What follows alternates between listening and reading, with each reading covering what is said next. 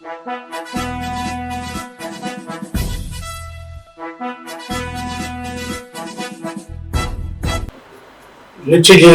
నిజాలు చెప్పే భారత్ ఎన్బి టీవీకి స్వాగతం. నేను మీ జేకే.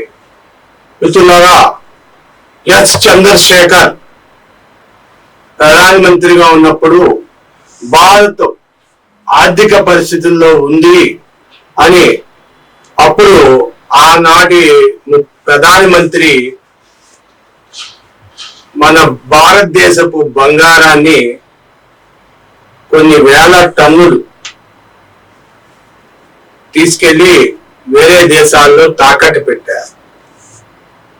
అయితే కొద్ది కాలంలోనే అయ్యగారు మహా అయితే 3 నెలలు అంత ప్రధానమంత్రి చేశాడు, 1 year. ఆయన ఉండగానే బంగారాన్ని రిటర్న్ తెచ్చారు, మళ్ళా పొడుగు కాపాడుకున్నారు. అయిపోయింది. ఈ విషయాన్ని పక్కన పెడదాం. మనం RBI, Indian reserve bank of India బ్యాంకులో సుమారుగా 800 టన్నులు బంగారం నిల్వ ఉంది. 800 టన్నులు అంటే సుమారు 8 లక్షల కేజీలు. అయితే దీనికి ఎటువంటి డబ్బులు కట్టక్కర్లేదు. ఇది లాకర్ కాదు. రిజర్వ్ బ్యాంక్ అంటే ఈ బ్యాంకులో మన భారతదేశానికి సంబంధించిన డబ్బుని, బంగారాన్ని అక్కడ నిల్వ ఉంచుతారు. అవసరమైనప్పుడు డబ్బుని ఏ రాష్ట్రానికి కావాలంటే ఆ రాష్ట్రానికి పంపుతా ఉంటారు. బంగారాన్ని కూడా ఎవరు కావాలంటే, ఏ కంపెనీ వాళ్ళు కావాలంటే ఆ కంపెనీ వాళ్ళు బంగారం ఇండెంట్ పెట్టి కొనుక్కుంటా ఉంటారు. జ్యువెలరీ షాపులకి ఒక హోల్సేల్ మార్కెట్ ఉంటుంది, ఆ మార్కెట్ కొంటా ఉంటది, అదంతా జరుగుతూ ఉంటుంది. అట్లాగా ఇప్పుడు ఇంగ్లాండ్ లో దరిదాపుగా 100 టన్నులు అంటే 1,00,000 కేజీలు బంగారం. ఇది గతంలో చెప్పుకున్నాం ఒక వీడియో. ఏమని? జూన్ 18 తారీఖు నుండి 3వ ప్రపంచ యుద్ధం వచ్చే అవకాశాలు ఉన్నాయి కాబట్టి ముందస్తుగా జాగ్రత్త పడాలి అని చెప్పుకున్నాం. అయితే మొన్న last time Russia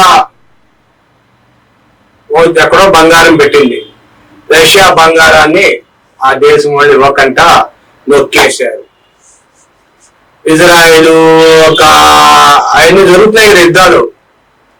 Israel, Iran, Iraq, ఇవన్నీ, ఆఫ్ఘనిస్తాను, పాకిస్తాన్, ఇవన్నీ. అఫ్ కోర్స్ పాకిస్తాన్ ఇప్పుడు జరగట్లే అనుకో. ఈజిప్ట్, ఇలాగా సౌత్ కొరియా, నార్త్ కొరియా, ఇలాగ అన్ని దేశాల్లో యుద్ధాలు మొదలైపోయినాయి.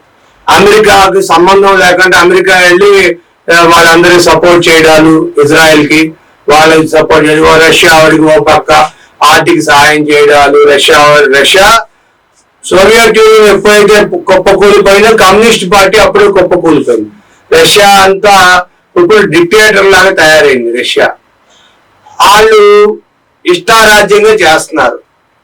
కమ్యూనిజాన్ని చంపేశారు, పబ్లిక్ గా మర్డర్ చేసేసారు, కత్తి పెట్టి పొడిచి. అప్పుడు వీళ్ళందరూ ఉన్నారు కదా, వీళ్ళందరూ కూడా రష్యాని వాళ్ళ గుప్పిలో లాక్కున్నారు. చెప్పుకోవాలంటే భారతదేశం ఒకటే ఈ వేల్టకి ఇంకా డెమోక్రసీ కంట్రీగా ఉన్నది. డెమోక్రసీ అంటే మీకు తెలుసా? For the people, by the people, government by the people, for the people. Government rule is rule for every one. Government చేత నడపబడుతుంది. గవర్నమెంట్ ఎవరు? ప్రజలు. ప్రజలే గవర్నమెంట్, గవర్నమెంటే ప్రజలు. ఇప్పుడు నిన్న దాకా ఎలక్షన్ జరిగాయి కదా, రేపు దాకా జరుగుతున్నాయి.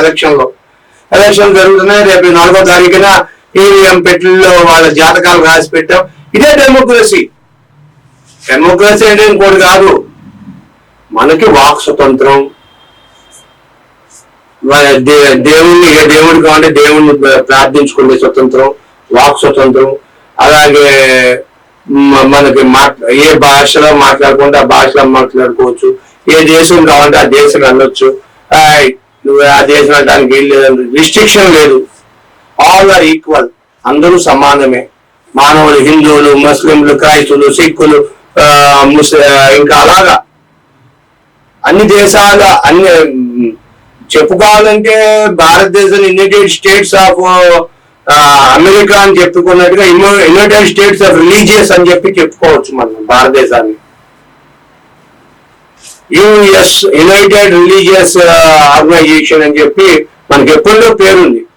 అయితే ఈ అంతా కలిపి ఈ బంగారాన్ని తీసుకొచ్చి మన రిజర్వ్ బ్యాంకులో పెట్టారు, తెచ్చేస్తున్నారు. ఎందుకు తెస్తున్నారయ్యా అంటే మన ఫిక్స్డ్ బ్యాంకు లాకర్లు ఉంటాయి. మనకి లాకర్ తీసుకుంటే ఆ లాకర్ లో రెంట్ కట్టాలి. రెంట్ కట్టకపోతే మన బ్యాంకులో బయటకు తీయడానికి వీల్లేదు. అందుకని ప్రతి సంవత్సరం రెంట్ కట్టాలి. ఇదంతా గోలెందుకు? ఇంగ్లాండ్ అందుట్లో మనల్ని కొంతకాలం మనల్ని 200 సంవత్సరాలు దరిదాపుగా మనల్ని పాలించింది. వాడికి ఎటువంటి ఏ టైంలో ఎదురు బుద్ధి పుట్టుద్దో అని తీసుకొచ్చేసారు. ఇది కాకుండా ఇంకా 500 టన్నులు ఇంకా బయట ఉంది బంగారం, ఇంకా అది కూడా తెచ్చుకోవాలి.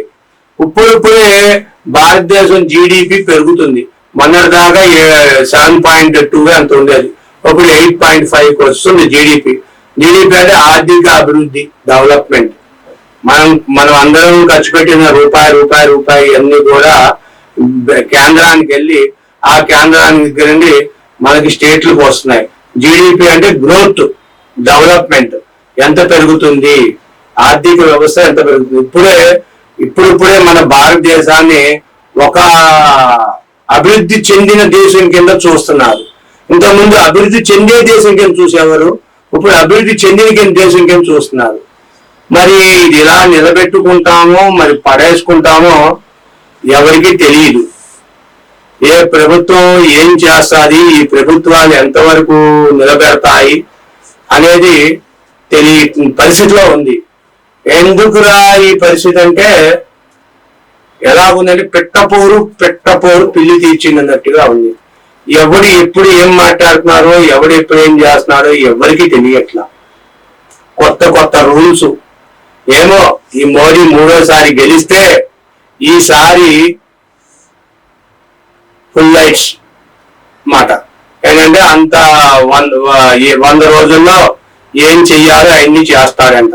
ఎక్కడెక్కడ ఇరికించాలో అక్కడల్లా ఇరికిస్తాడంట ప్రజల్ని.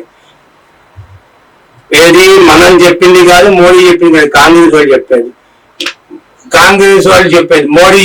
కాంగ్రెస్ వాళ్ళ మీద మోడీ ఇంకోటి చెప్తున్నాడు, మీ ఆస్తులన్నీ దబ్బుకెళ్ళిపోతారు, మీ ఆస్తులని ఇంటి పెద్ద చచ్చిపోతే ఆస్తి లాగేసుకుంటారు, 50% ఇచ్చి 50% లాగేసుకుంటారు.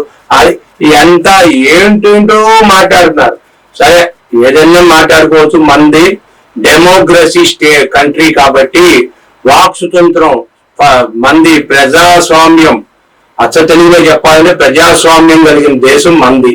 ఇప్పుడు దాన్ని డిక్టేటర్షిప్ గా తీసుకెళ్లిపోవడానికి ప్రయత్నం చేస్తున్నారు. నియంత పాలనలోకి తీసుకెళ్లాలని చూస్తున్నారు. కానీ భారతదేశ కాన్స్టిట్యూషన్ గాని రాజ్యాంగం గాని ఆ విధంగా వెళ్ళట్లా. ఇంకా ఎక్కడో భారతదేశంలో ఎక్కడో కొంచెం గొప్ప నీతి నిజాయితీలు ఉన్నాయేమో. ఇంకా రాజరికాలు ఇంకా రావట్లేదు, కానీ రాజరికం లాంటి రాజరికం చేస్తున్నారు, ప్రభుత్వం చేస్తున్నారు, కానీ రాజరికం కాదు. ఇంకా రాజరికంలోకి వెళ్ళిపోయినట్టే కానీ వెళ్ళినట్టు కాదు. ఏమో ఇదంతా మీరే చెప్పాలి. మీ విలువైన అభిప్రాయాలు కామెంట్ రూపంలో తెలియజేయండి, షేర్ చేయండి, లైక్ చేయండి. Thank you for watching our video. Subscribe చేయండి, లైక్ చేయండి. Thank you.